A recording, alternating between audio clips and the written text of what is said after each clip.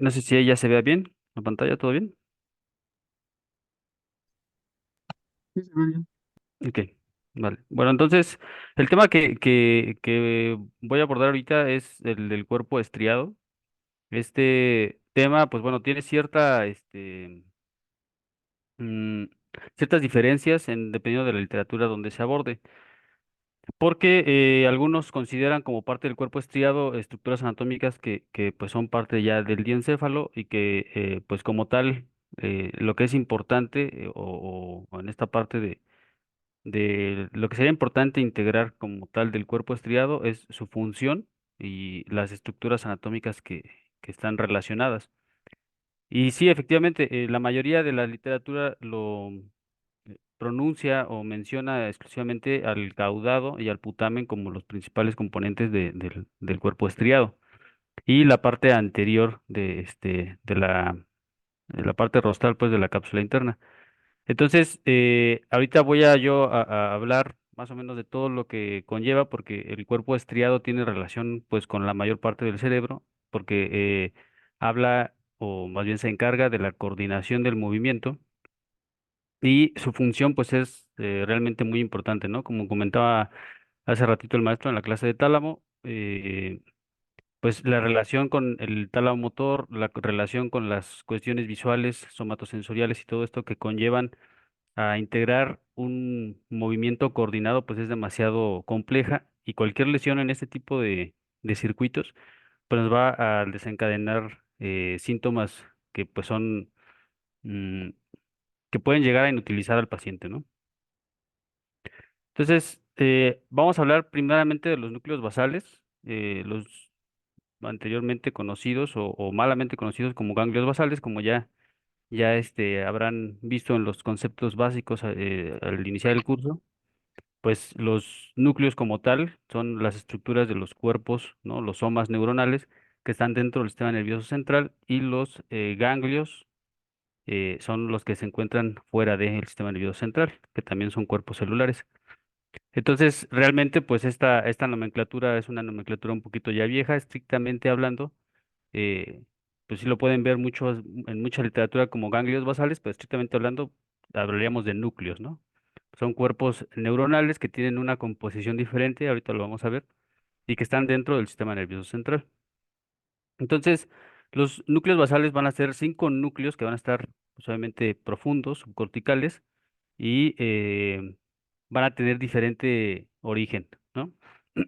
Tienen un papel importante en esto del control de la postura y el movimiento voluntario y coordinado. Y van a ser diferentes del cerebelo en la cuestión de que no van a tener una conexión directa con el cordón espinal o con la médula espinal. El cerebelo pues sí tiene sus vías, ¿no? Directas hacia la médula espinal. Van a funcionar como reguladores corticales, precisamente mediante sus conexiones que tienen con el tálamo, con la corteza cerebral y con otras estructuras subcorticales, ¿no? Y la mayor entrada de información, esto es la principal aferencia de estos núcleos, va a ser la corteza cerebral, que ahorita vamos a ver qué campos específicamente de la corteza cerebral son los que van a tener su principal desenlace o conexión con el cuerpo estriado. Y su mayor eferencia o su mayor salida de información, como lo vieron hace ratito, va a ser en el tálamo, ¿no? El tálamo motor, que son el ventrículo lateral anterior y el ventrículo posterior. Ahorita vamos a ver eso. Entonces, pues prácticamente lo que se hace o el circuito que se hace para formar un movimiento es el circuito que va de la corteza cerebral a los núcleos basales, de ahí al tálamo y luego nuevamente hacia la corteza cerebral. Esto es lo único que hacen los núcleos basales o en esta parte del cuerpo estriado es como hacer una regulación del movimiento que vamos a realizar. Entonces se requiere que se haga como una retroalimentación de dónde está nuestro cuerpo en el espacio, cómo estamos posicionados, una retroalimentación del espacio mismo para saber y tener un movimiento coordinado, ¿no? Si no se producen pues desde movimientos atáxicos, dismétricos, como vimos hace ratito y otro tipo de alteraciones.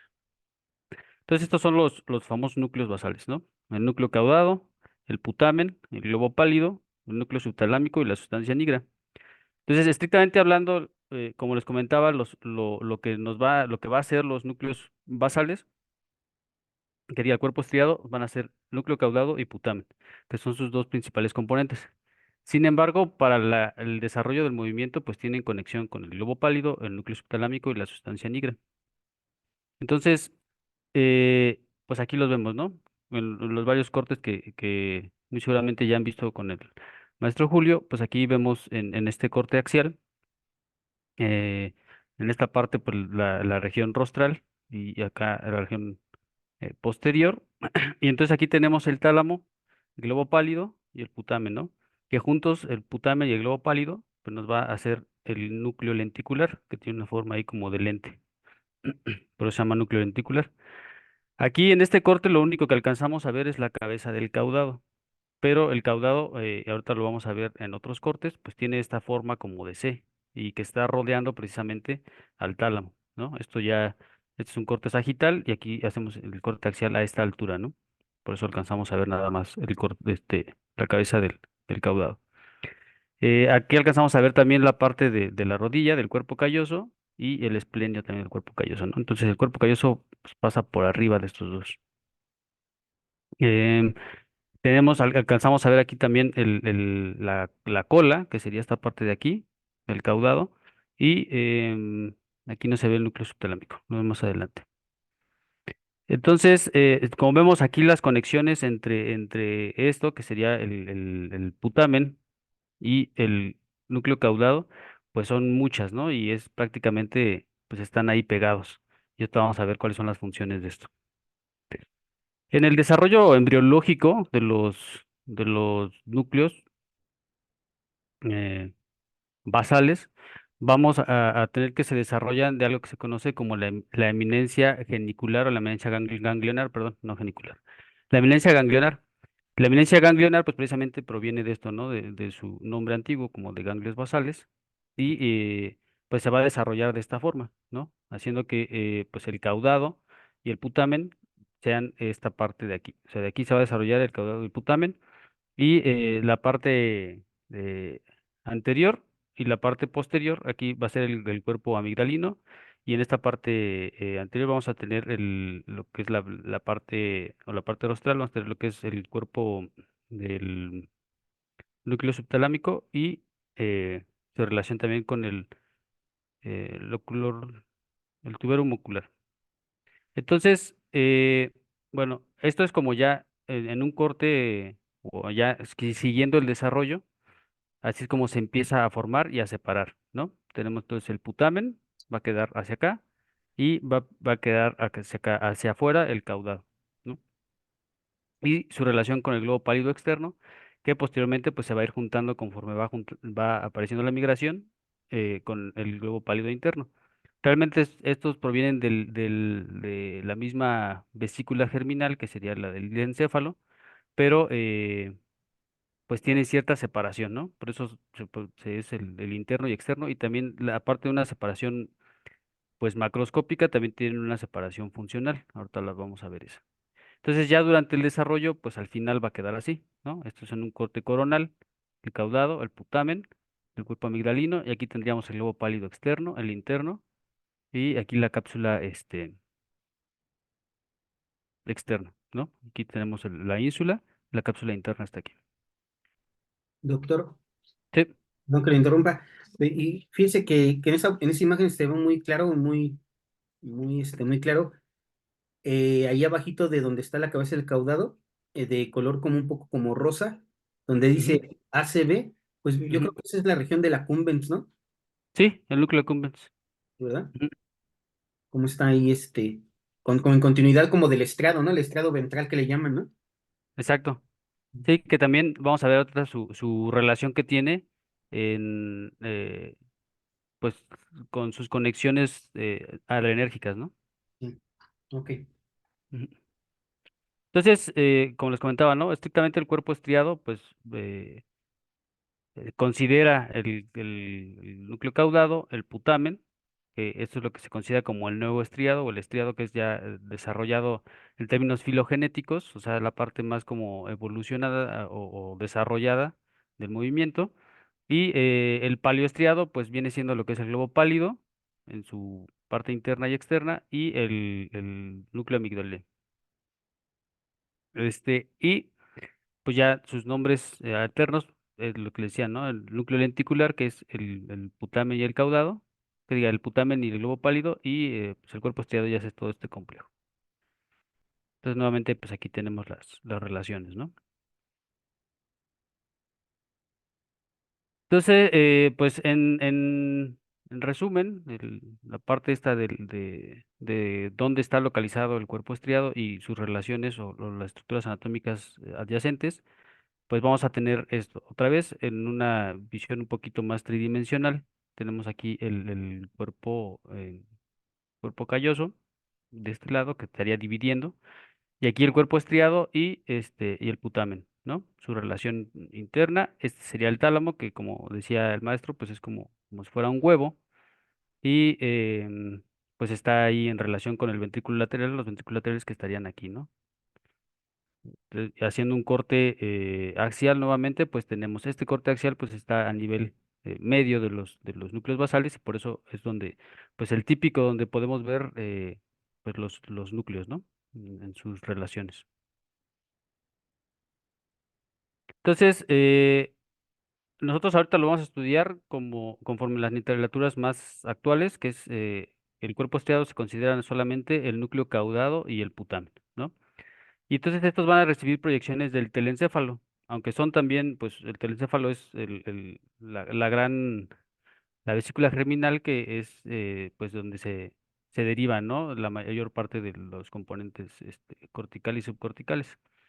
Y juntos van a constituir el componente de entrada de todos los núcleos basales o de todo el complejo de los núcleos basales, ¿no? O sea, donde va a recibir la información estos núcleos basales y este conjunto de estructuras que van a ser como interruptores, pues va a ser por el caudado y el putamen.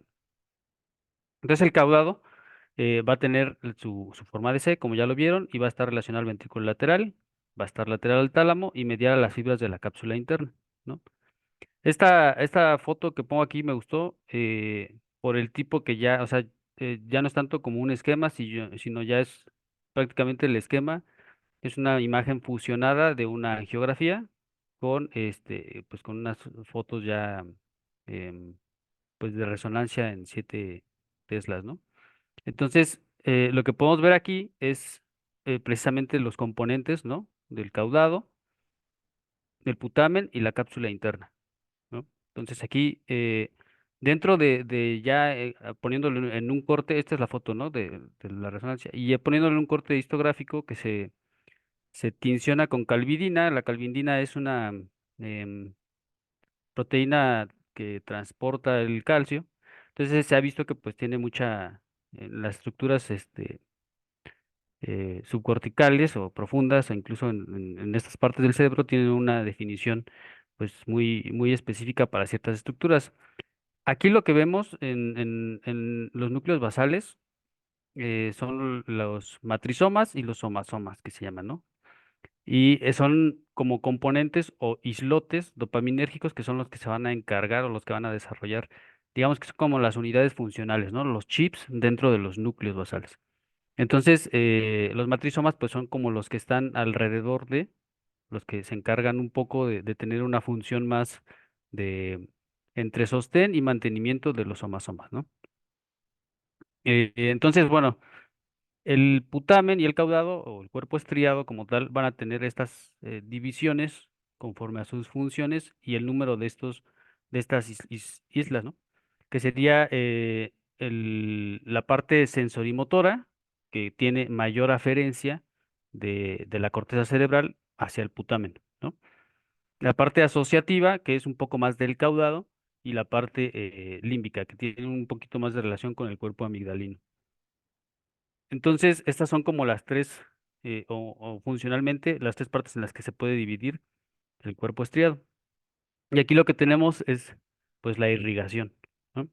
Eh, lo que veíamos ahorita con el maestro, pues, son las arterias, em, putaminales, y aquí tenemos la arteria recurrente de Hübner, ¿no? Que se va más hacia todo lo que es el caudado. Es uno de los núcleos que puede sufrir estas hemorragias, ¿no? Entonces, bueno, el globo pálido, en contraste al cuerpo estriado, pues va a tener, va a derivar del diencéfalo, ¿no? Como habíamos dicho, ahorita todos son derivados del telencéfalo, pero el globo pálido deriva del diencéfalo. Y se va a dividir en interno y externo. Va a constituir un componente de salida de esta cuestión de los núcleos basales y va a ser el núcleo más pequeño de estos componentes de los núcleos basales. Junto con el putamen, pues es cuando forman esta parte que les dije, el núcleo lenticular. ¿Ok? La sustancia negra y el núcleo subtalámico también van a ser derivados del diencéfalo, se van a localizar en el mesencéfalo.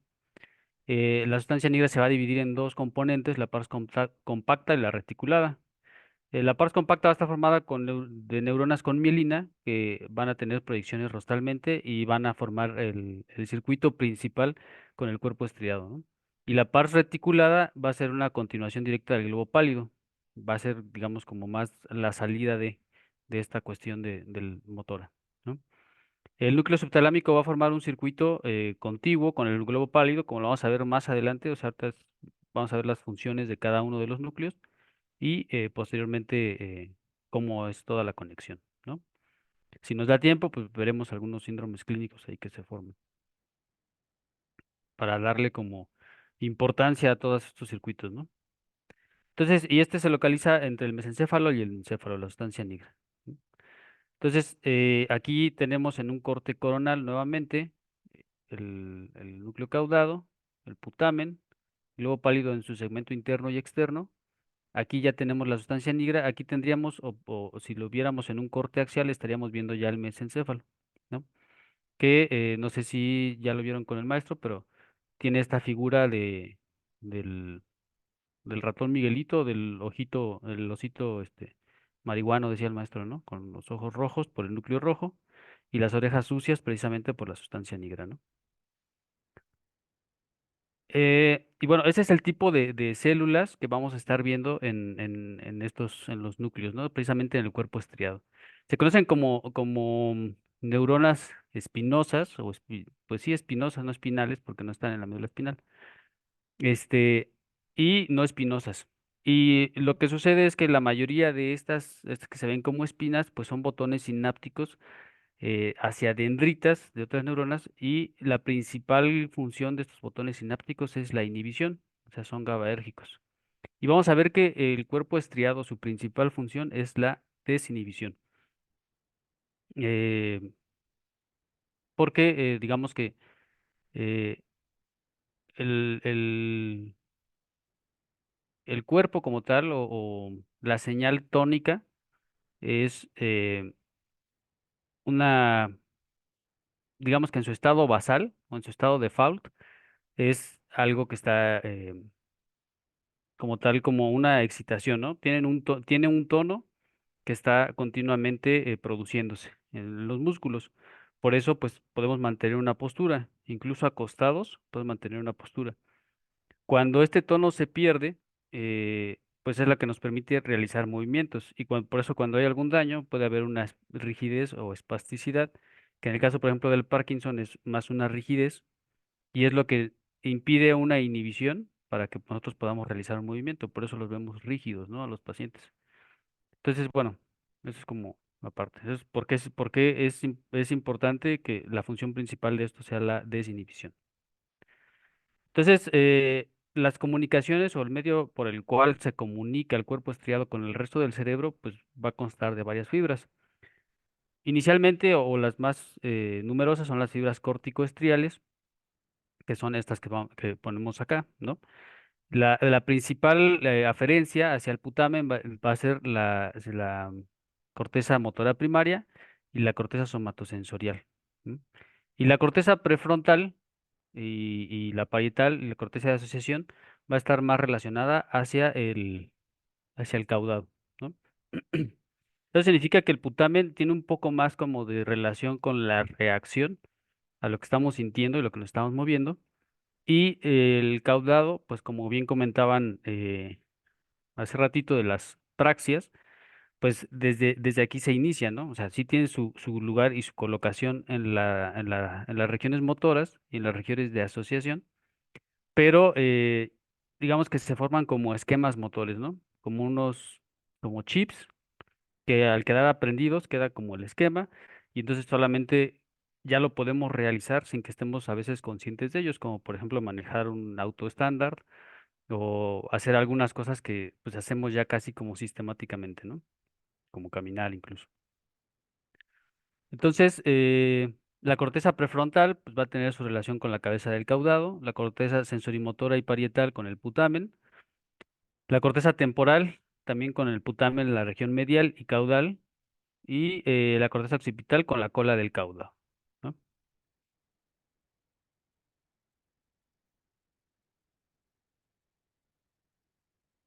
Las fibras nigroestriatales van a ser estas que comunican a la sustancia negra con, o sea, ahí es una vía de regreso, de retorno, y que también pues es una retroalimentación al cuerpo estriado. Va a estar formada por axones finos no mielinizados. Aquí me refiero a la sustancia negra en su pares compacta y reticulada, son las dos. Y la mayoría de las fibras van al estriado ipsilateral. O sea, esta es una vía ipsilateral, aquí no hay decusación. Generalmente ya después del mesencéfalo, pues no vamos a encontrar muchas decusaciones. La mayoría de las fibras van al estriado ipsilateral, cerca del 95%, y el 5% al contralateral. Y pues esta vía es dopaminergia casi el 100%, ¿no? Porque pues la sustancia negra precisamente, su principal componente es dopaminérgico. Sus conexiones con el tálamo van a ser por las fibras tálamo estriadas, y lo van a hacer a través de la cápsula interna, ¿no? Si nosotros pudiéramos ver esta estructura como cables, ¿no? Si abren una computadora, pues podemos ver así como los cables que vienen conectados en los circuitos, en los chips. Entonces veríamos como que están entrelazados estas conexiones, ¿no? Las tálamo estriadas por la cápsula interna. Y provienen principalmente de los núcleos ventral anterior, ventral lateral y los intralaminares y paracentral, ¿no? Que es lo que comentábamos ahorita, y pues esto sería el tálamo motor. Y las proyecciones aquí principalmente son excitatorias, o sea, son glutamatérgicas. Las aferencias al estriado van a estar compuestas por estos tres neurotransmisores principales, ¿no? La serotonina, que pues obviamente se produce en el núcleo del RAFE, ¿no? Tenemos ahí principalmente neuronas serotoninérgicas en ese núcleo, y también hay neuronas no serotoninérgicas, pero la mayoría pues es serotoninérgica. Estas vías van a ser ipsilaterales y algunas contralaterales, y pueden enviar colaterales a la sustancia negra. El locus coeruleus, como habíamos dicho, pues son de las vías noradrenérgicas y más relacionadas con el núcleo accumbens, ¿no? Que habíamos dicho. Y las palidoestriatales que se encuentran, pues como les decía, ¿no? Más relacionadas o mayormente contenidas con el GABA. Entonces, que son inhibitorias, ¿no? Dirigidas hacia la corteza. Las fibras sensitivas del estriado, pues son las que van a provenir de la corteza cerebral, van a responder a diferentes entradas que pues son somatosensoriales, esto es pues, la propiocepción, la sensibilidad y todo. También de las vías vestibulares, pues, la aceleración de la cabeza, el movimiento, la posición como tal en un plano, y la vía auditiva, ¿no? Estas vías son principalmente nociceptivas, o sea, tienen un mayor número nociceptivo y tienen una distribución somatotópica, sobre todo lo que es el núcleo caudal, ¿sale? No está muy bien estudiada en seres humanos. La mayoría de estos estudios pues son en monos, en el mono rhesus, y es donde se ha visto, ¿no? Que este tipo de conexiones sirven, o la teoría es que funcionan para tener una adaptación al medio. Esto es, reaccionan a un medio, pero también aprenden de él, ¿no? Entonces cuando se empiezan a generar eh, estos esquemas motores. Entonces, si hacemos algo muy repetitivo o una amenaza es muy repetida, pues ya podemos actuar como sistemáticamente, que es pues lo que se hace en las artes marciales, ¿no? Repetir un movimiento hasta que ya se realice sin pensarse. Entonces, las principales eferencias del neoestriado, que era lo que vimos ahorita, solamente el caudado y el putamen, pues van a ser las fibras estriatopalidales, o sea, hacia el globo pálido, que van a provenir del caudado ventral van a pasar nuevamente por la cápsula interna, por la parte dorsal, al globo pálido. Y las del putamen pasan también ventralmente por la cápsula interna a la porción dorsal del globo pálido y los dos se proyectan a los segmentos externos e internos del globo pálido. O sea, prácticamente entre los dos llegan al globo pálido, ¿no? Ahorita vamos a ver esa conexión más funcional. Las estriatonigriales, o sea, ya digamos como la parte eferente, ¿no? O la conexión del cuerpo estriado con la sustancia negra, va a ser la segunda mayor eferencia. Entonces, como vimos, tiene aferencia y eferencia hacia la sustancia negra. Ahorita vamos a ver cómo funciona ya esta conexión que va y viene, ¿no?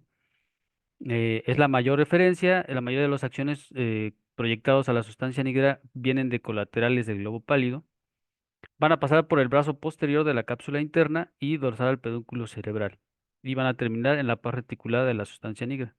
Que es importante que mencionen el brazo posterior de la cápsula interna, porque es el que mayor o el que contiene mayores fibras corticoespinales.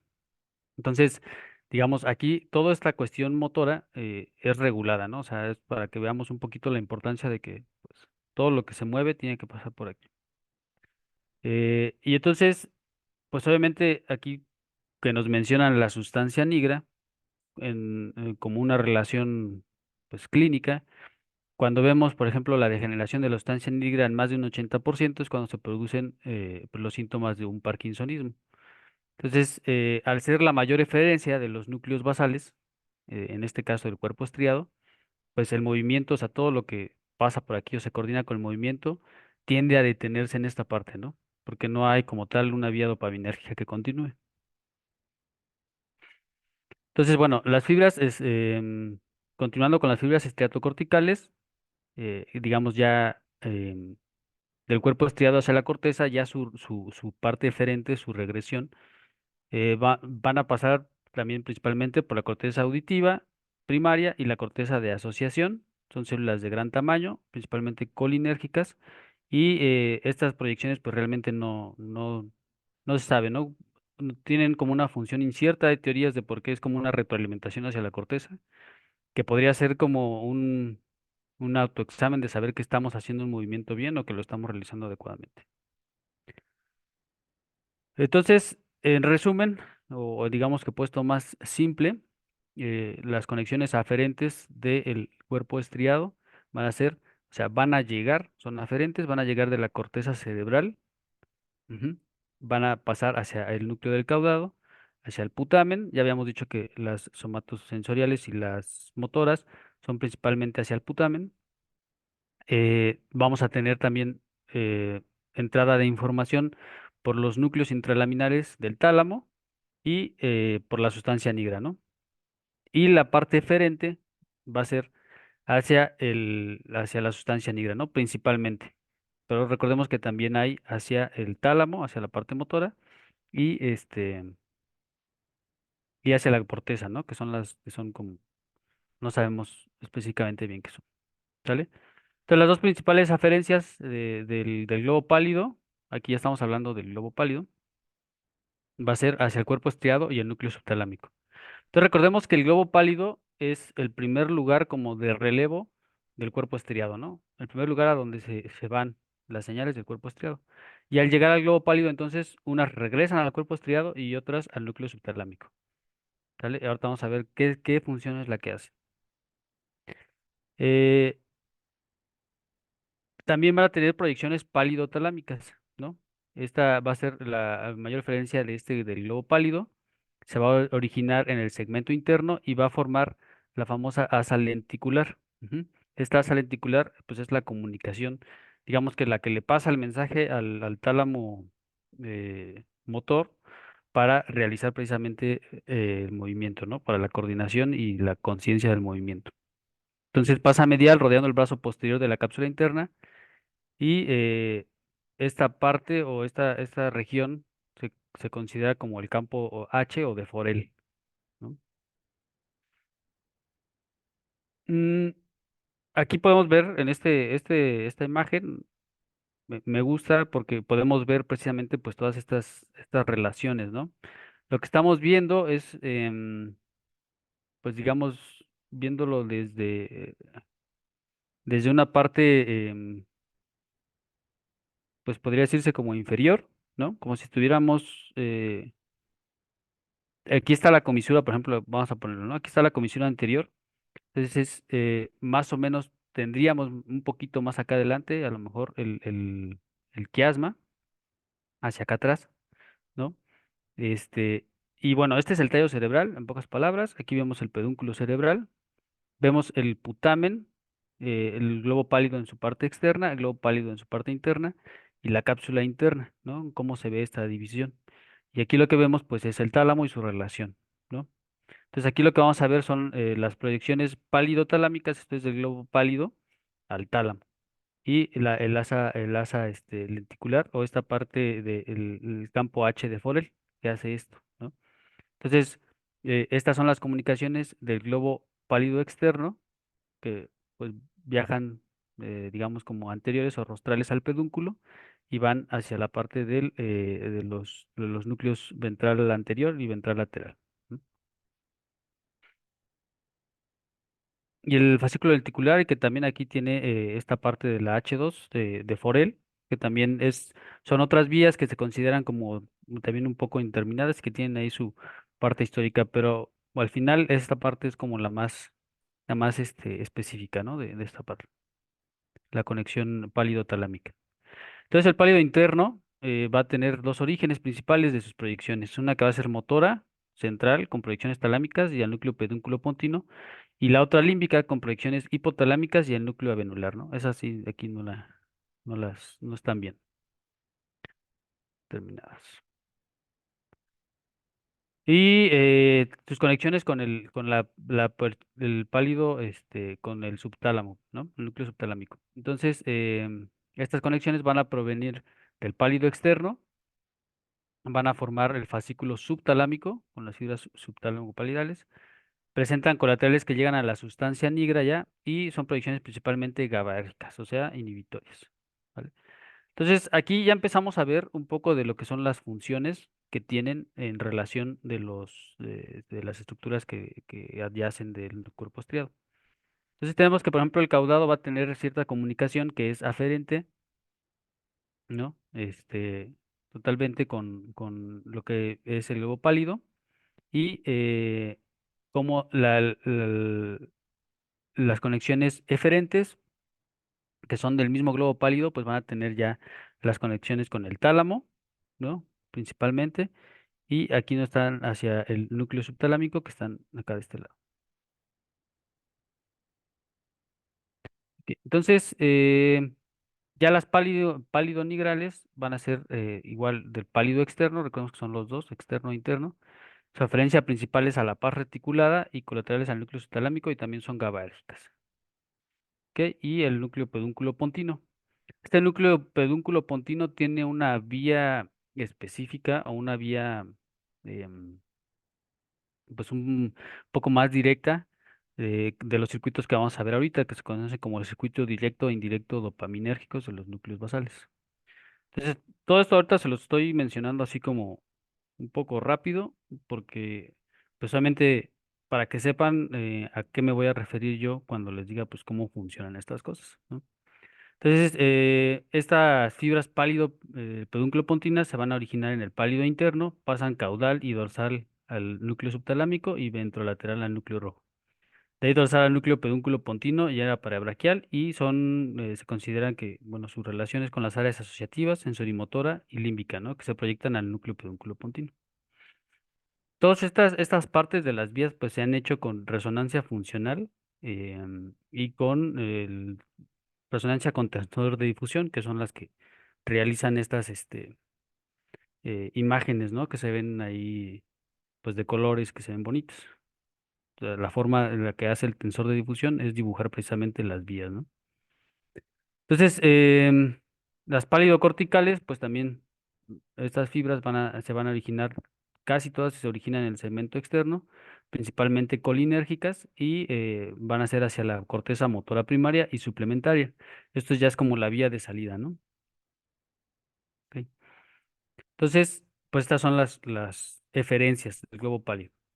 vamos a tener el globo pálido, en su conexión con el núcleo ventral anterior y ventral lateral del tálamo, por parte o por medio del fascículo talámico, el fascículo lenticular, el asa lenticular y el núcleo subtalámico y su relación, ¿no? Cómo van, en estas asas va teniendo su relevo, que es aquí lo del campo de Foley. Y ya también su referencia hacia la formación reticular.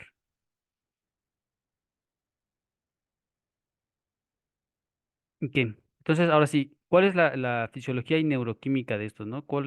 ¿Qué es lo importante de todos pues estas estructuras em, subcorticales que estamos revisando? Pues van a formar el circuito corteza, como habíamos dicho, núcleos basales, tálamo y corteza.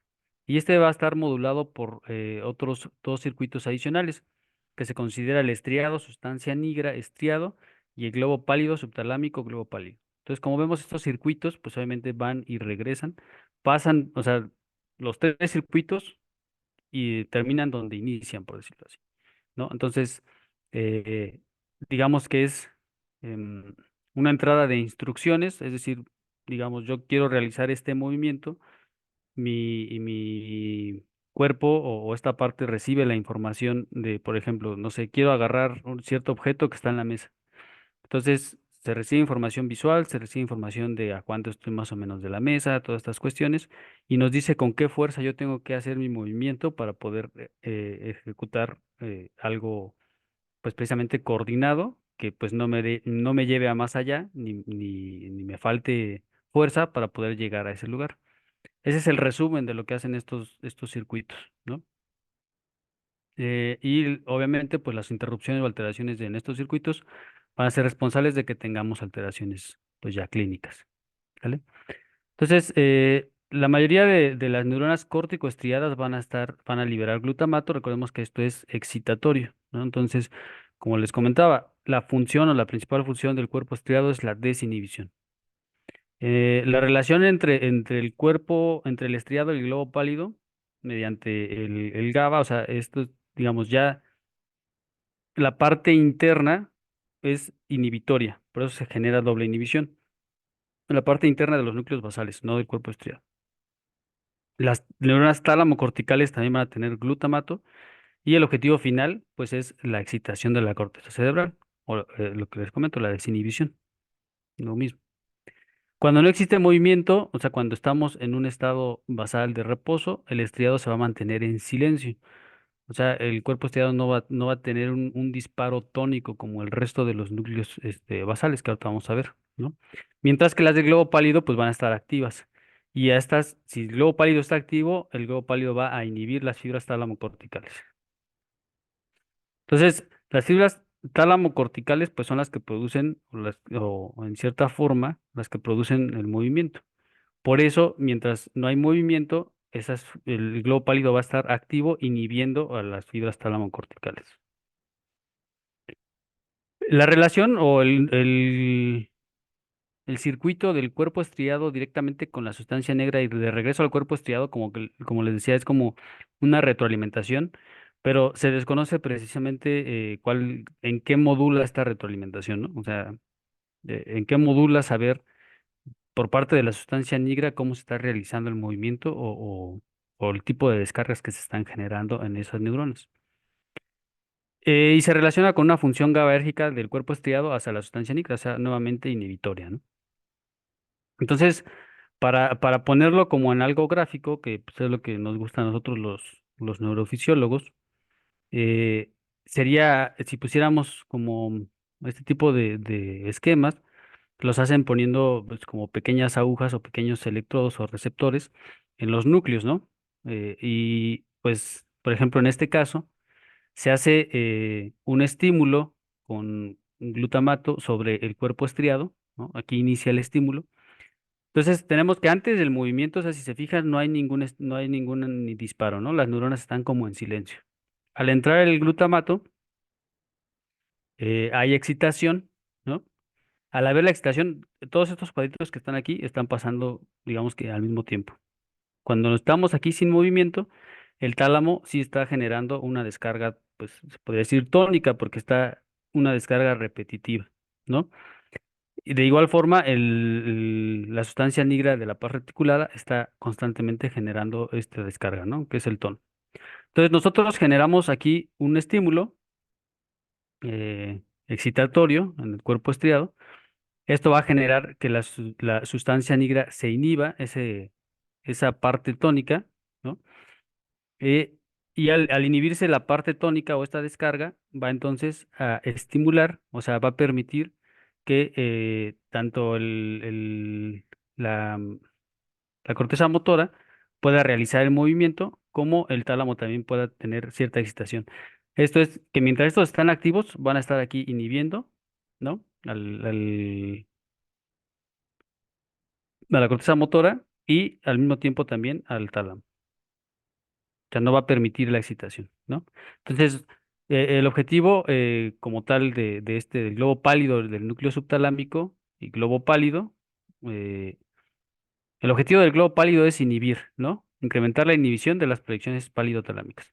Y al inhibir al núcleo subtalámico, va a generar la excitación del glutamato por el mismo globo pálido. Es un poquito complejo, pero voy a intentar aquí como ponerlo ya en estas cuestiones. No sé si hasta aquí hay dudas, porque creo que muchas, ¿no? A ver, dudas, preguntas. Sí es un tema interesante, ¿no? Y complejo. No sé si tengan ustedes alguna duda. A ver, a ver. Saludo. Creo que este tema hay que revisarlo como 10 veces otra vez. Profesor, sería mucho pedirle que esa clase nos la dejaría grabada. Y no sé si estoy pidiendo mucho, por favor. Sí, de hecho se está grabando ahorita y las diapositivas se las puedo pasar al maestro para que se las haga llegar, no hay problema. Vamos a estar muy agradecidos porque está muy bonito el tema. Mm. Y muy, Sí, ahorita pues precisamente es ver la parte técnica. Yo por ejemplo que ya pues tengo la parte clínica también, eh, pues ya lo veo uno con otros ojos. También cuando yo lo reviso, lo revisé en su momento desde la parte puramente pues técnica también y de conceptos y todo, pues sí te cuesta un poquito de trabajo entenderla, pero ya cuando lo ves en una parte clínica, pues sí ves por qué suceden las cosas, ¿no? Entonces, bueno, en una gráfica así muy resumida, tenemos que, bueno, el estímulo de la corteza cerebral va a ser glutamatérgico, esto va a ser excitatorio. Y va a venir de la corteza motora, la corteza sensorial y de las cortezas de asociación. Estas van a llegar, como ya vimos, al cuerpo estriado, en su mayor parte o dependiendo entre el- el caudado y el putamen, ¿no? Al llegar al cuerpo estriado, el cuerpo estriado lo que va a hacer es, mediante estimulación GABAérgica, va a inhibir al globo pálido interno, ¿no? Y el globo pálido interno va a producir como una inhibición también por parte del GABA hacia los núcleos del tálamo. Y al mismo tiempo va a haber una retroalimentación inhibitoria por parte del cuerpo estriado hacia la sustancia negra que va a generar un estímulo dopaminérgico de regreso al estriado. Y estos son los circuitos paralelos, ¿no? Que habíamos dicho. Y el globo pálido interno va igual a hacer una inhibición hacia el núcleo subtalámico y este va a generar un estímulo excitatorio de glutamato hacia el mismo globo pálido interno. Y esto va a generar, o sea, al inhibir al núcleo, va a generar un estímulo glutamatérgico a los núcleos del tálamo hacia la región prefrontal y el área premotora, que ya es donde se realiza el movimiento, ¿no?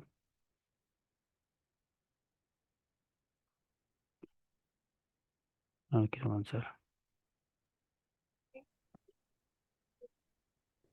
Esa es la que llaman la vía directa, ¿verdad? ¿Qué dicen? Sí, esa es como digamos como que lo que se quedó hasta acá. Esa es como un resumen, ¿no? Lo de la vía directa y la indirecta, aquí lo voy a poner, no sé por qué se quedó aquí este.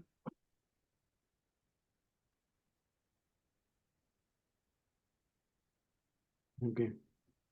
Vamos a ver que aparezca. Sí, ¿se ve? Yo no lo veo.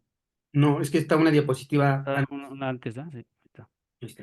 Ahí está. Entonces, esa es la corteza motora, ¿no?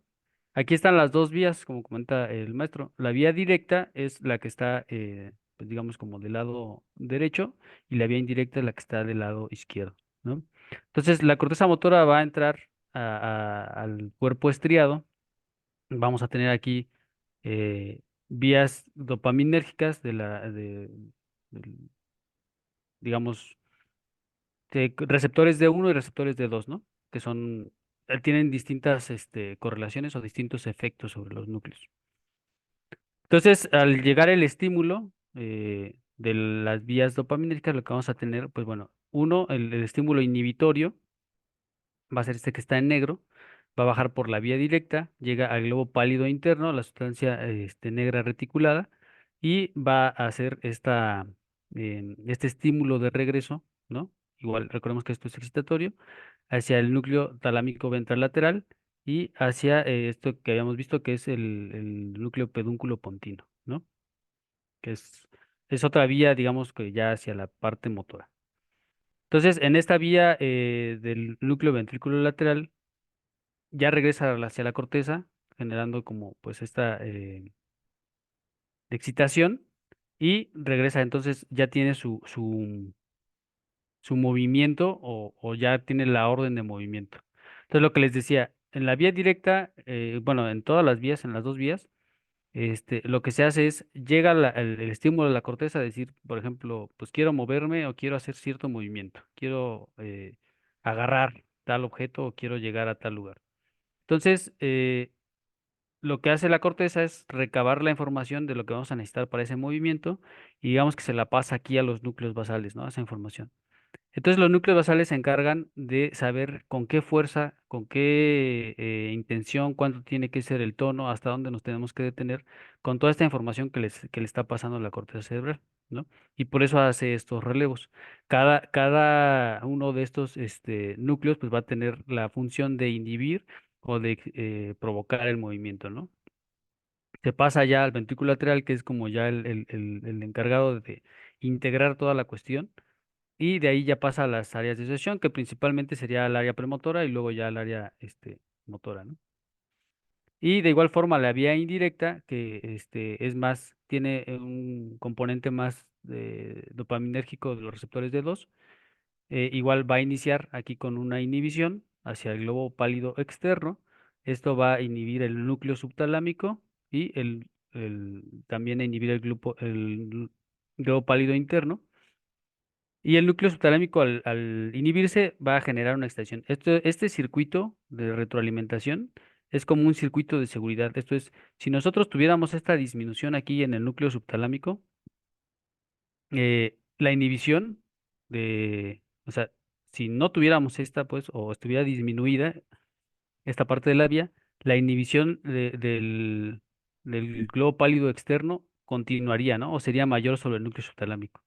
Y entonces aquí, por ejemplo, podríamos tener una alteración de bradicinesia o de rigidez, o sea, un movimiento lento o un movimiento, pues, en una parte dura, ¿no? Por decirlo así, porque está aumentada esa inhibición del núcleo subtalámico. Sin embargo, también si tuviéramos el núcleo subtalámico que estuviera realizando demasiada excitación, entonces esta excitación inhibiría también el resto de la parte del control motor, por decirlo así, del globo pálido interno. Entonces, las lesiones del núcleo subtalámico nos generan algo que se llama como hemivalismo, o corea también nos pueden generar, pero principalmente el valismo, ¿no? Movimientos que ahorita vamos a ver una serie de videos si nos da tiempo para ver o relacionar pues todas estas cuestiones, ¿no? Y bueno, ya que causó también esta inhibición hacia el globo pálido y todo, también manda ya su parte excitatoria para la producción del movimiento, ¿no? Entonces, esta es como la integración de todo el circuito. No sé si aquí hay alguna duda hasta el momento, para irnos a la parte clínica.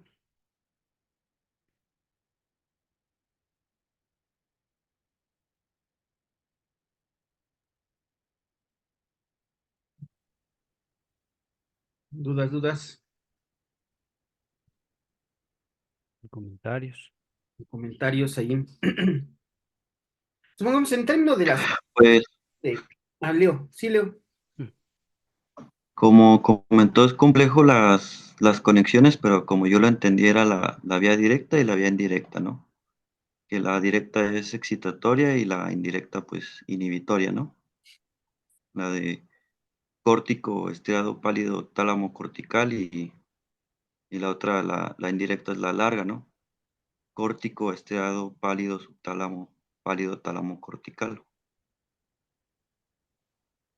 Es más que Sí, nada como el resumen de las conexiones para no perderse, ¿no?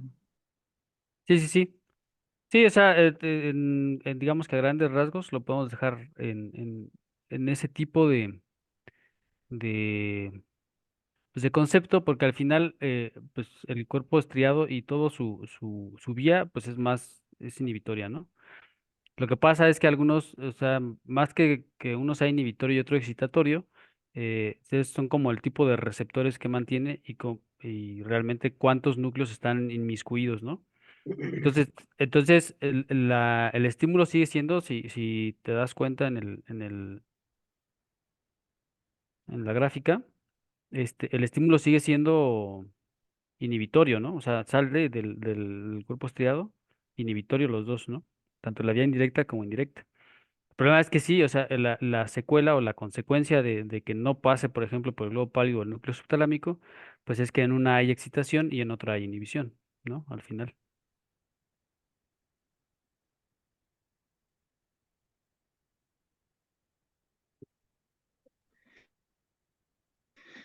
Sí, es como la inhibe al inhibidor y se activa en una que es la directa y en la indirecta el subtalámico estimula al inhibidor, que es el pálido interno, y queda el tálamo libre y ya sería inhibitorio, ¿no?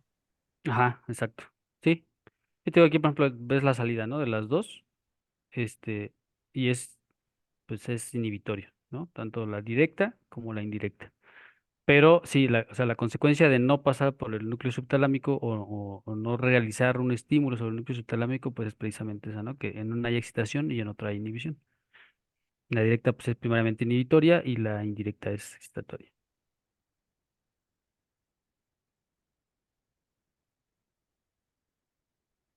Y entonces, ¿qué pasamos a la parte pues, un poquito más clínica, ¿no? Ok.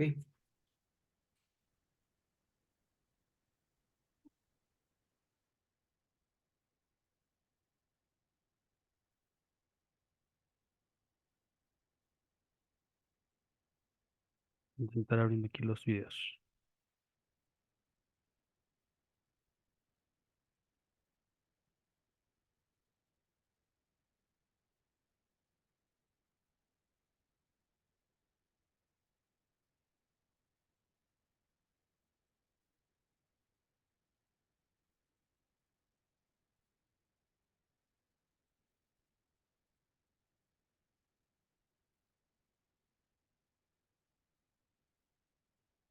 Entonces, dentro de los trastornos de movimiento que que pueden generar las lesiones en estos núcleos basales pueden ser pues hipercinesias, que son excesos de movimiento, o hipocinesia, ¿no? Que es disminución del movimiento. Prácticamente pues en eso se pueden dividir. Entonces, ahorita les voy a mostrar un video de un paciente con Parkinson. Estos videos pues son publicados por la Sociedad Internacional de Movimientos, de los trastornos de movimiento, entonces realmente no hay como un conflicto ahí de si se graban o si los quieren mostrar, ¿no? O sea, ya tienen su consentimiento. Mm, entonces, ¿por qué no me sale acá?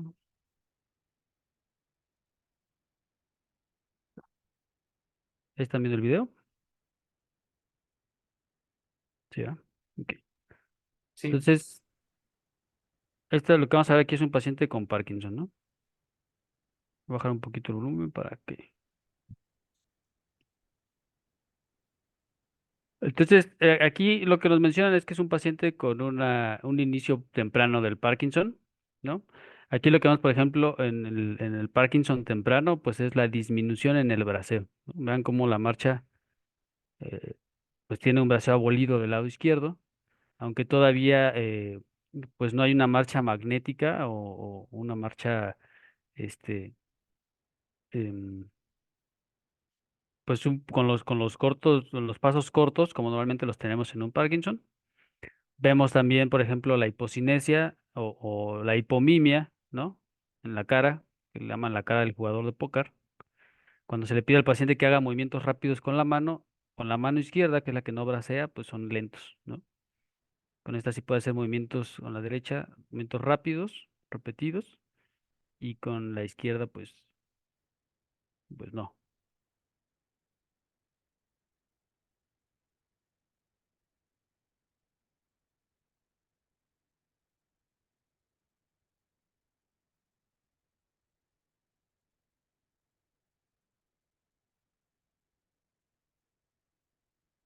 También son movimientos repetidos. También se ven ahí disminuidos del lado izquierdo, pero más en la parte del brazo, ¿no?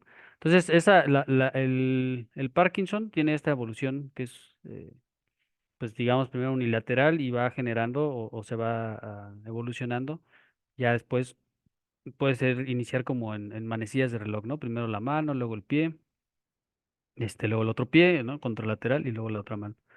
Y esto pues es una degeneración, como les comentaba hace ratito, de las neuronas dopaminérgicas de la sustancia nigra, ¿no? Entonces ahí, por ejemplo, en el circuito lo que tendríamos pues es esa parte de que no se logra desinhibir bien el tono motor que vimos ahí en esta gráfica, donde les mostraba como un estímulo excitatorio desinhibía a la parte del, pues del tono del resto de los núcleos, ¿no? Entonces, al no existir esta desinhibición y un estímulo dopaminérgico de reingreso, lo voy a poner acá nuevamente el esquema.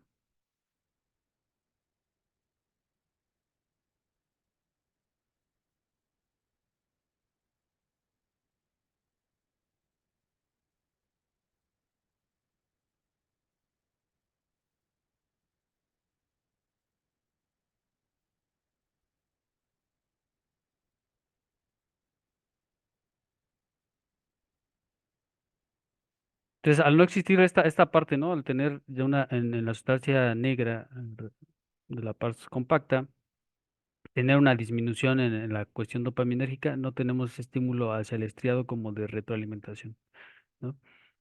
Y entonces el cuerpo estriado como tal no va a generar una cuestión desinhibitoria efectiva sobre el globo pálido interno y a su vez pues tampoco va a ser una desinhibición también efectiva sobre el núcleo, los núcleos del tálamo, ¿no? Y entonces la parte motora va a estar como, no va a estar fluida, va a ser como muy tensa, ¿no? Porque si vemos nuevamente acá esta parte pues de cómo se grafica la cuestión de las señales, ¿no? Eh, digamos que este tono o esta descarga va a estar como muy continua, porque no hay un estímulo inhibitorio. Entonces, no va a ser un movimiento ni fluido ni coordinado, ¿no? Eso es lo que genera la bradicinesia. Eso es lo que prácticamente pasa en el Parkinson. Vamos a ver otro video. El Parkinson tiene varias características, ¿no? Una de las características que vimos, y que pues de hecho de las principales para el diagnóstico, es la bradicinesia, que es esta parte del movimiento lento, ¿no? Muchos consideran que el Parkinson o el temblor en el Parkinson es como lo más importante, sin embargo, pues no es así. Eh, lo que más da el diagnóstico del Parkinson es la rigidez y la bradicinesia, ¿no? De hecho, el síndrome como tal parkinsónico se llama síndrome rígido asinético, ¿no?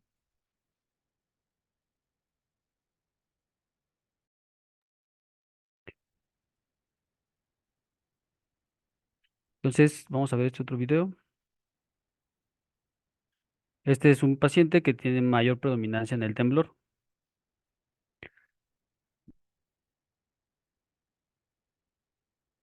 El temblor del Parkinson es un temblor en reposo. El temblor lo podemos tener en acción, en intención, ¿no? O en reposo, como en este caso. Ahí al moverse, si se dan cuenta, no hay temblor, pero cuando deja de moverse, hay un temblor reemergente, ¿no?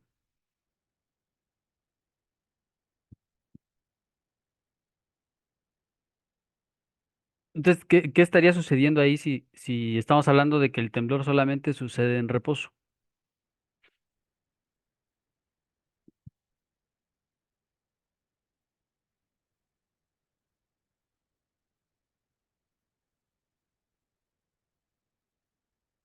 ¿Se dan cuenta? Si ella hace un movimiento, el temblor no está y puede realizar movimientos hasta cierto punto coordinados, ¿no? Pues como es tocarse la nariz. Como hace ratito que estábamos viendo el video que puso el maestro que no podía tocarse la nariz.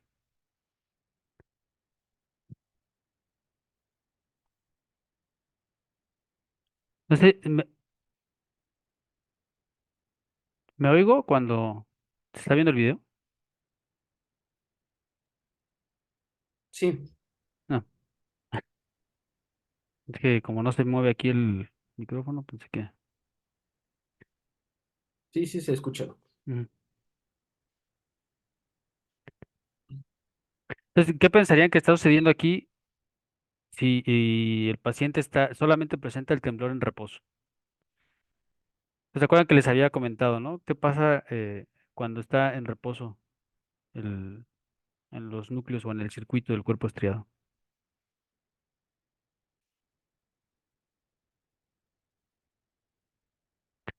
Cuando no hay cuando no hay movimiento, habíamos dicho que el cuerpo o las neuronas del cuerpo estriado pues, se mantienen en silencio. Este,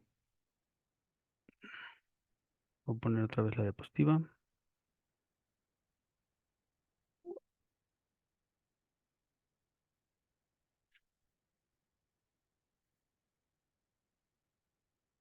Entonces, esto es lo que habíamos quedado, ¿no? Cuando no hay movimiento, las neuronas del cuerpo estriado se van a mantener en silencio, ¿no? O sea, no hay ninguna descarga que esté generando. Y al no generarse ninguna descarga, entonces las del globo pálido van a estar activas y van a estar inhibiendo, ¿no? A las tálamo-corticales. Entonces, si nos vamos nuevamente aquí al esquema, eh, estas que están en silencio van a permitir que el globo pálido esté inhibiendo, ¿no? Al resto de aquí de las neuronas. Sin embargo, como aquí tenemos una vía dopaminérgica que está como constantemente disfuncional, el estriado empieza a tener hasta cierto punto una señal errónea y empieza a generar como esta parte como un switch de on y off, ¿no? Como varias descargas anómalas. Entonces, lo que se genera, pues es esta parte, ¿no? Del movimiento, que ya cuando nosotros activamos la parte glutamatérgica de la corteza, ya cuando nosotros queremos movernos, entonces el cuerpo estriado va a hacer ya como un papel un poco más em, pues protagónico, por decirlo así, o sea, va a generar ya una señal más inhibitoria a la sustancia negra y entonces esta señal dopaminérgica errónea que está estimulando el cuerpo estriado, pues ya no va a existir, ¿no? Y por eso el movimiento puede ser un poquito más fluido, ¿no? Sin el temblor. Entonces, esta parte precisamente del Parkinson que predomina el temblor y que predomina la rigidez y estas cuestiones, pues todavía es como algo pues que se ha estudiado hasta molecular y genéticamente, ¿no? ¿Cuál es el Parkinson que tiene más temblor? ¿Cuál es el Parkinson que tiene un poquito más de rigidez? Sin embargo, como vimos, pues mientras el temblor es más en reposo y el temblor en reposo, pues como tal no causa mucha inutilidad, o sea, causa más inutilidad en un paciente el que pues no pueda caminar fluido, el que tenga que estarse moviendo, pues lento o con cuidado, y el temblor en reposo pues realmente hasta cierto punto puede sobrellevarse, ¿no? Entonces el objetivo del tratamiento es como tal la, la rigidez y la bradicinesia, ¿no? Entonces pues como lo importante de poder. Otra de las cosas del Parkinson,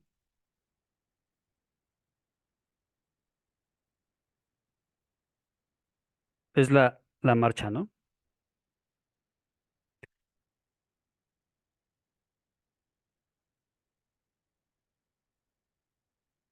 Aquí lo importante es, fíjese cómo el paciente cuando va a pasar por dos sillas, ¿no? O sea, por un espacio más estrecho, se detiene, se congela, ¿no?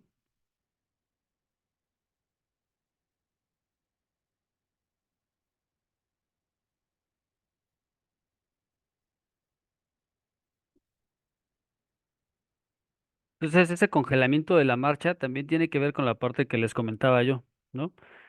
En la cual el cuerpo estriado, el putame y el tálamo, parte de sus funciones es adaptarse al ambiente para generar un movimiento dependiendo de las señales que está obteniendo, ¿no? Y esto sucede varias veces. O sea, la marcha se detiene.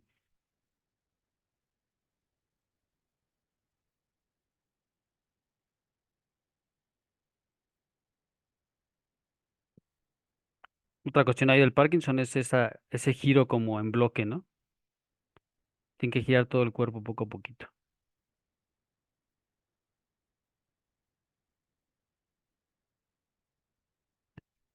Entonces, aquí les pongo mucho del Parkinson porque él es como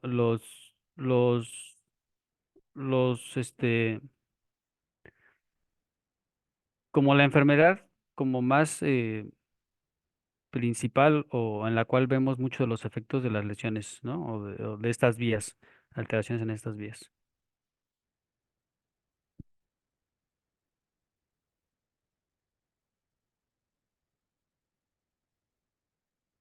Y ahora vamos a ver una del hemibalismo que les comentaba. Tenían,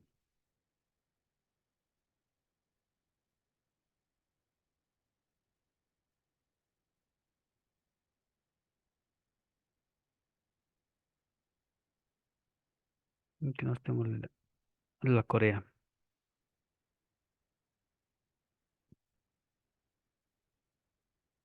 Entonces, estos son movimientos coreicos, también pueden ser desencadenados por una lesión en el núcleo subtalámico.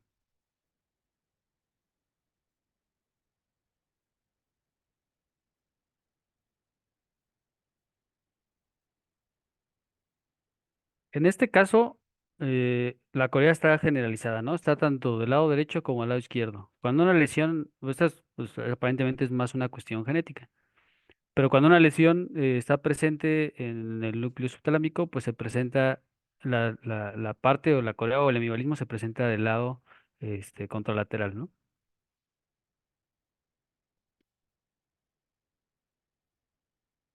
Entonces vean los movimientos cómo son. Se llama Corea precisamente porque pues proviene de pues estos movimientos coreiformes, ¿no? Como una corea de baile. Entonces son continuos, son repetidos y tienen como una estructura, ¿no? Hace como una especie como de serpenteiformes en la parte distal, ¿no? De los dedos. Ujú. Y este sí lo vamos a tener pues tanto al caminar, al estar sentados, acostados, o sea, es algo persistente.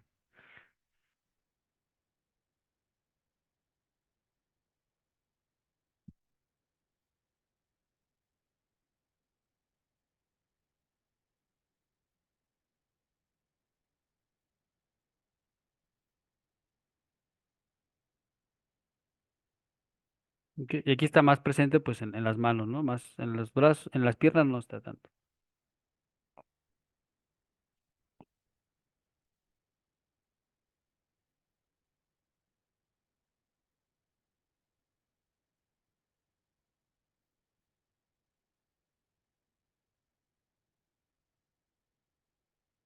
Ok, y otra de las cuestiones que pueden generar y que también esto está como muy todavía en estudio, ¿no? No se sabe bien qué es lo que está lesionado, ¿no? Eh, es la distonía. La distonía puede ser una cuestión desinhibitoria, una falta, perdón, en la desinhibición, Este, pero el problema aquí es que está muy localizada. Entonces, está como en ciertos músculos. Lo más conocido, pues, es por ejemplo, la distonía cervical, eh, la que vamos a ver ahorita. Y puede ser tan severa como esto, ¿no?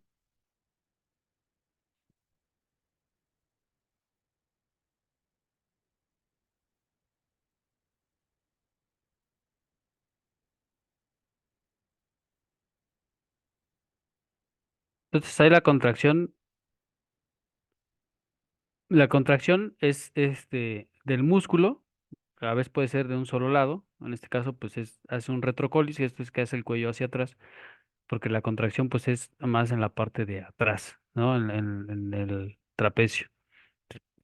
Aquí, de hecho, vemos este músculo un poquito como más fuerte porque es una contracción continua. Es como si estuviera haciendo ejercicio, ¿no? Y tiene que ver, les digo, a veces o se refortalece que se fortalece que es algo más también de los núcleos y no tanto local, porque esto que va a hacer el paciente aquí, esto donde se coloca como la mano, es un truco sensitivo que lo hacen los pacientes con distonía cervical precisamente y que al ponerlo disminuye esta distonía. Entonces, hasta cierto punto hay una retroalimentación de la sensibilidad o de la sensación de la propiocepción hacia la parte motora que hace que el estímulo de este movimiento disminuya, ¿no? Esto se trata con toxina botulínica, pero obviamente pues el tratamiento es local, ¿no? Cuando se acaba el efecto de la toxina botulínica, pues vuelve a tener el, el- estas contracciones. Entonces, pues más o menos esto es lo que, digamos, como las manifestaciones clínicas de todas estas, pues, lesiones de las estructuras que hemos visto, ¿no? No sé si hasta ahorita ya alguna duda, algún otro comentario. Supongamos dentro de este tratamiento de esta distonía como de aquí del esternocleidomastoideo, también hay opciones de tratamiento quirúrgico en que sería la lesión de la porción espinal del décimo primero, o sea, sí está dentro de las opciones terapéuticas.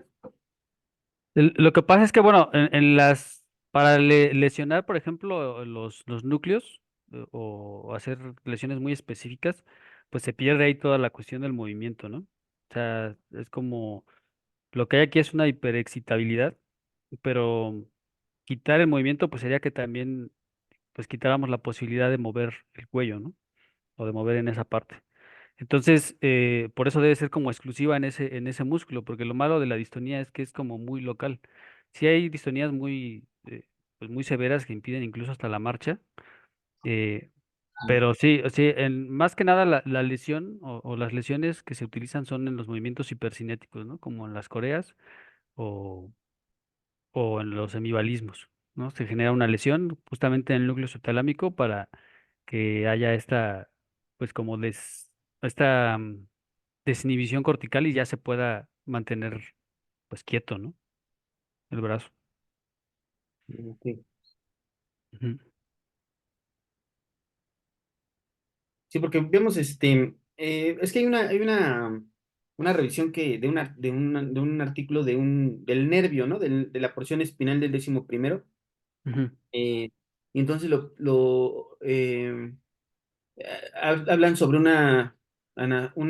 adosamiento entre el nervio C1 y la porción espinal del décimo primero. Y que en algunos pacientes que presentan patología del esternocleidomastoideo, como en este caso distonía este, ellos proponen la lesión del nervio, ¿no? Del nervio espinal, pero que en ujú, algunos casos no funciona porque no solamente viene la inervación del esternocleidomastoideo por la porción espinal del décimo primero, sino también por el nervio C1, ¿no? Entonces, este, no, no ofrece buenos resultados. Por eso preguntaba esa ujú. correlación. Ujú.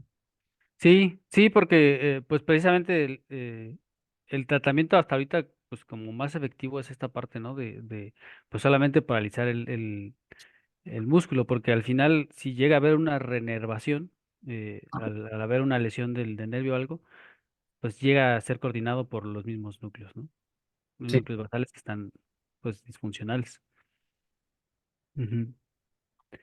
Sí, y por ejemplo, y en el tratamiento del Parkinson, pues es la levodopa, que lo que hace es generar más esta dopamina que se está generando o que no se está generando más bien en la sustancia negra y que pues ya pueda funcionar, ¿no? Y es lo que estimula ya esta parte del globo pálido. Que también en algunos temblores, de hecho, porque también tengo algunos videos, en algunos temblores ahorita lo que se está usando también son las lesiones del núcleo subtalámico también. Ujú. Aunque Mm. supongamos ahí que alguna época lo utilizaron que también lo asociamos en la correlación de neuroanatomía, de, de que en algún momento de la historia de la neurocirugía se utilizó la ligadura de la coroide anterior, ¿no? Ajá, Justamente para buscar un infarto del subtalámico, ¿no? sí, sí, sí, ahorita, pues, pero precisamente por el tipo o por la cantidad de variaciones, ¿no? Anatómicas y la inseguridad o el riesgo, ¿no? De que hubiera efectos ahí secundarios, pues se ha visto otra forma de lesionar. Ahorita ya hay lesiones desde láser y lesiones ultrasónicas, ¿no? Que ya son como más específicas, ya están muy localizadas. Aquí en México todavía no tenemos las ultrasónicas porque se hacen por medio de resonancia, se hace la localización y ahí se hace la lesión. Pero pues por ahí andan queriendo traer uno. Pues ahí en el Hospital Central Militar hacen un montón o tienen muchos casos, ¿no? De tratamiento quirúrgico de movimientos anormales. Sí, ahorita sí hay como ya, pues hay un módulo de cirugía funcional, pues sí se ha estado experimentando, bueno, no experimentando, sino realizando, ¿no? Su base ahí de datos de los pacientes en los casos que son un poquito difíciles. Ujú. Este es el video de un temblor esencial, ¿no? Que ese es precisamente donde, cuando este tipo de temblores, pues sí es como, porque este sí es continuo, ¿no? Es todo el tiempo. Este no se detiene cuando hay cuando hay una intención de movimiento ni nada, entonces este sí inutiliza al paciente, ¿no?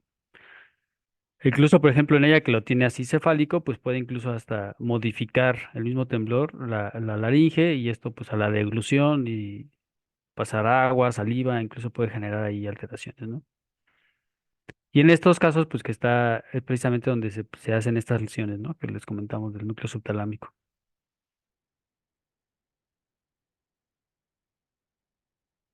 Está muy localizado, ¿no? En la cabeza.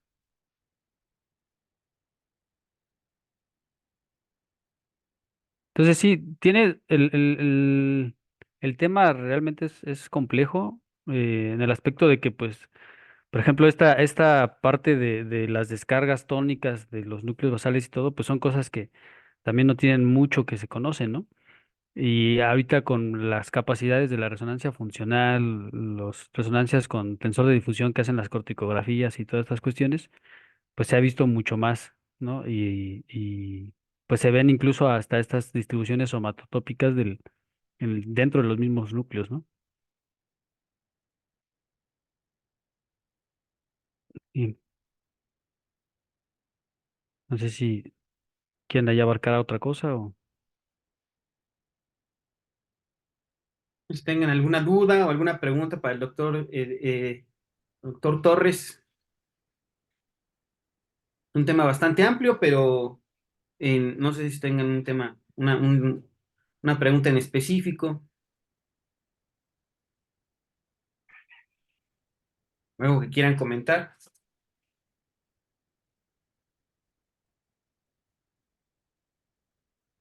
¿no? ¿Todo claro? Mm.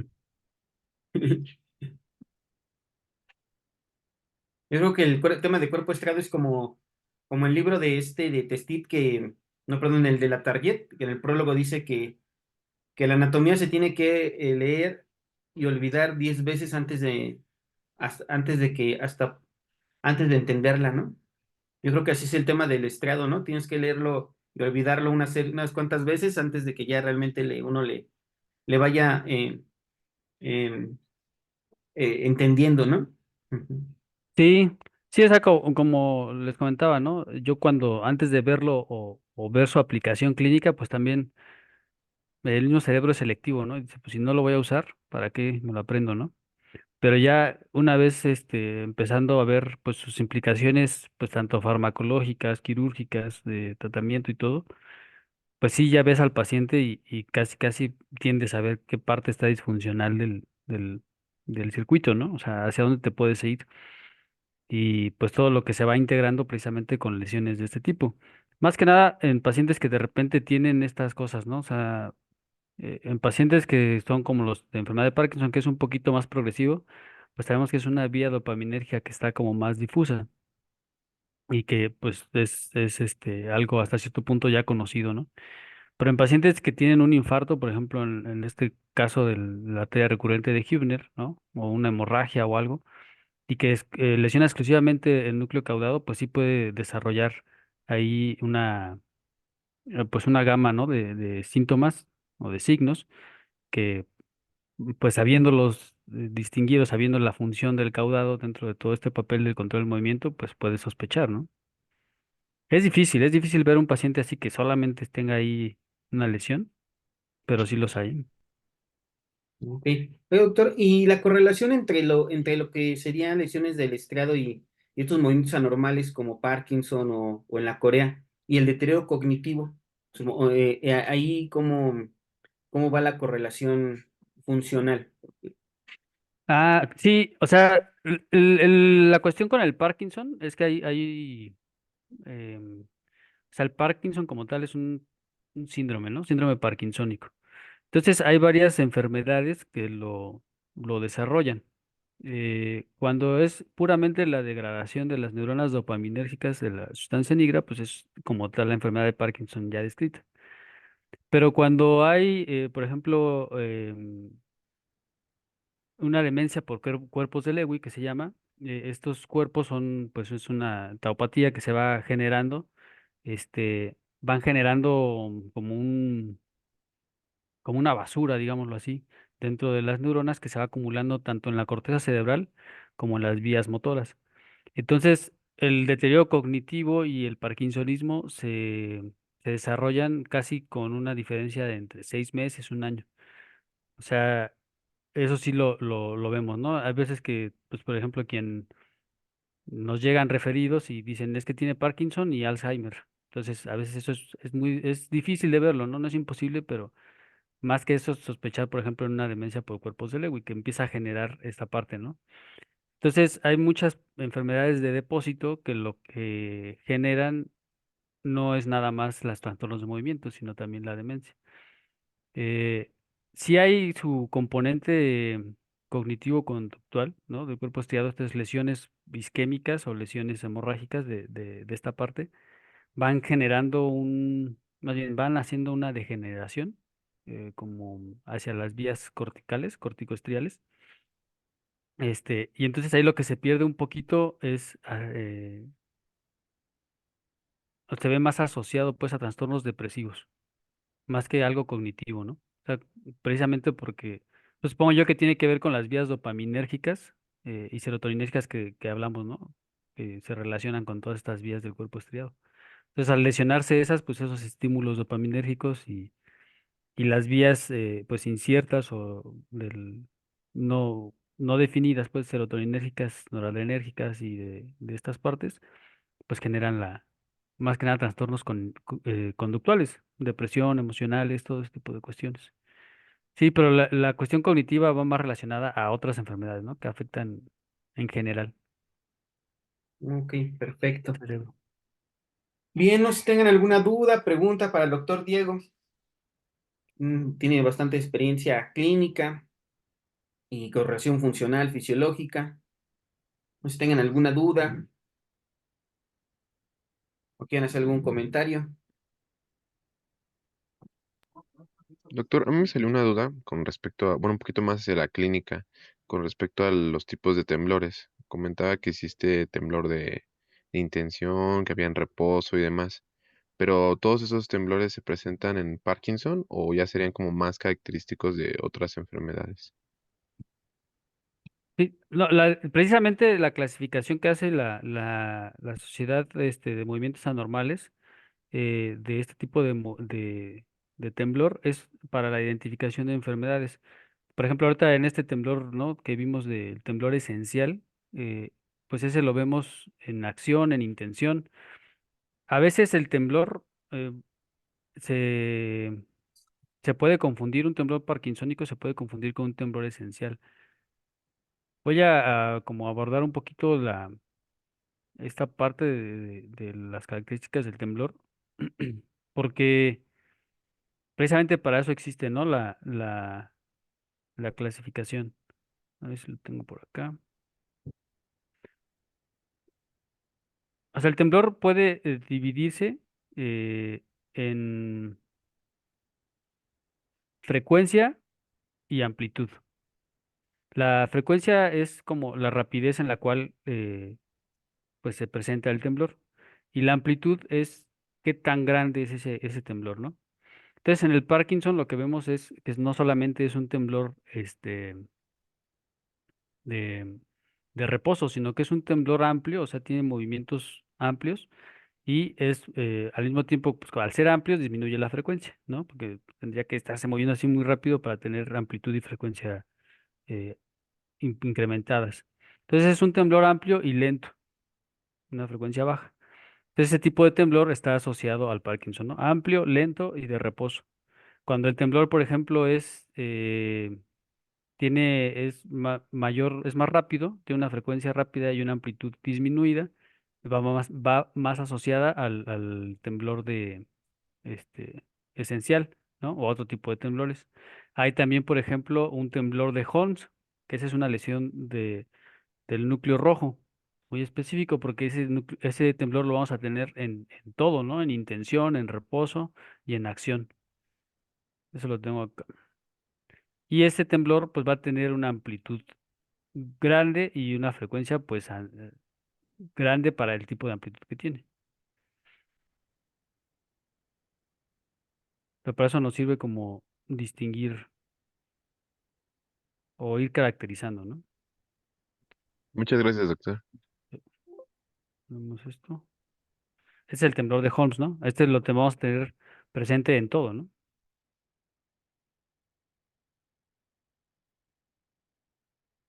Entonces ahí, por ejemplo, tiene el temblor postural.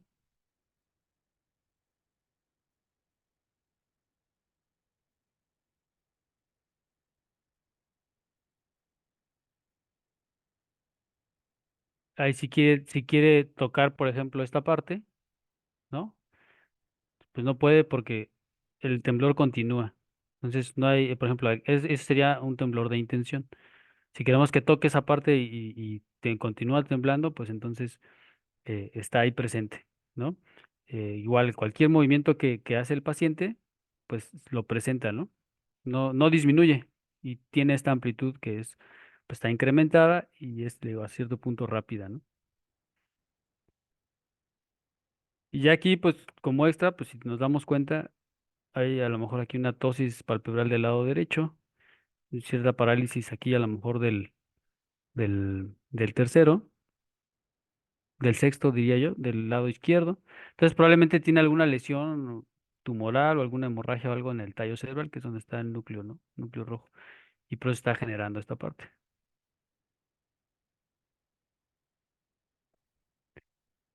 Ok.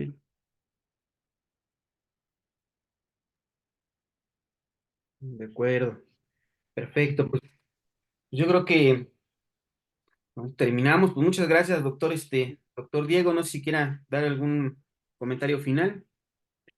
No, pues sí, como comentaba Jeremías al inicio, ¿no? De la clase pues es complicado, hay que estarlo como repitiendo. La verdad es que ya, por ejemplo, en el campo neurológico, pues solamente que se dediquen a algo así o que les interese, pues toda esta parte de la coordinación del movimiento, pues lo van a volver a ver o lo van a ver tan específico como puede ser, ¿no?